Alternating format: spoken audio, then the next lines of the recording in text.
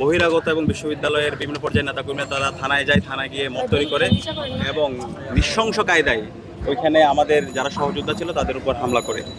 এবং শুধু হামলা করে তারা ক্ষান্ত হয় না, পরবর্তীতে তাদেরকে উদ্ধার করতে যখন আমাদের ডাকসুর এবি জুবাইর মুসাদ্দিক সহ আরও জুমা সহ আরও কয়েকজন যায়, তাদেরকে থানার গেট থেকে একদম ওসি রুম পর্যন্ত তাদেরকে মারতে মারতে তাদেরকে ওই থানায় নিয়ে যাওয়া হয়। পরবর্তীতে আমরা তখন যোগাযোগ করছিলাম বিশ্ববিদ্যালয় প্রশাসনের সাথে এবং সরকারের পুলিশ এবং স্বরাষ্ট্র মন্ত্রণালয়ের সাথে, সবাই নীরব ভূমিকা ছিল। ছাত্রদল, বিশ্ববিদ্যালয়ের প্রশাসন, পুলিশ, পুরা রাষ্ট্রযন্ত্র একাকার হয়ে এই হামলাকে তারা বৈধতা দিয়েছে। এরপরে আমরা যে হামলা করেছে, যারা এই নৃশংস কায়দায় ছাত্রদলের সন্ত্রাসীরা যারা হামলা করেছে, এই হামলার পরে আমরা তাদেরকে উদ্ধার করতে গিয়েছিলাম। আমরা বলেছিলাম যে হামলার সাথে যারা জড়িত আছে তাদের সবাইকে বিচার আওতায় নিয়ে আসতে হবে। এবং ছাত্রদলের ওই সময় সভাপতি সহ ছিল, ওনার সাথে কথা বলেছি। কথা বলার পরে উনি বলেছেন তাদের সবার বিরুদ্ধে তারা ব্যবস্থা গ্রহণ করবে। কারণ এই থানার মধ্যে যদি এই ধরনের একজন নাগরিকের আইনের অধিকার না থাকে, তার বিচারের অধিকার না থাকে, তাহলে বাংলাদেশের আইন কোথায়, বিচার কোথায়?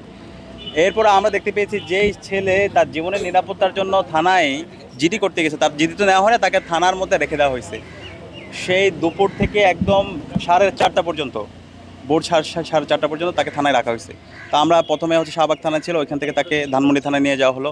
ধানমন্ডি থানায় আমরা যাওয়ার পরে আমরা পুলিশকে জিজ্ঞেস করলাম, পুলিশের উচ্চপদস্থ যারা কর্মকর্তা আছে তার সাথে কথা বললাম, আপনারা কেন তাকে আটকে রেখেছেন, তার বিরুদ্ধে কি কোনো ফৌজদারি অপরাধ আছে, কিসের বেসিসে সে তার জীবনের নিরাপত্তার জন্য একটা সম্পূর্ণ ফেক স্ক্রিনশটের উপর ভিত্তি করে তাকে হত্যার যে হুমকি দেওয়া হয়েছে, সে ফেক স্ক্রিনশটের উপর ভিত্তি করে আপনারা কিসের ভিত্তিতে তাকে থানায় আপনারা রাখছেন?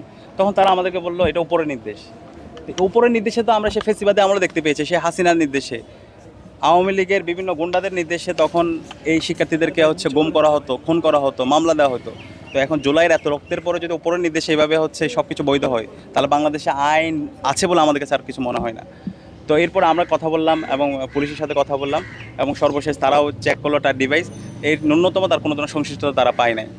তো এই শিক্ষার্থীকে যে 12 ঘন্টা ধরে সম্পূর্ণ বেআইনিভাবে থানায় রেখে তাকে যে মানসিকভাবে তার উপর যে নির্যাতনটা হয়েছে, এই নির্যাতনের বিচারটা কে করবে? আজকে রাষ্ট্র যদি এইভাবে ডিসফাংশনাল হয়ে যায়, তাহলে দেশের মধ্যে তো আর কিছুই থাকে না।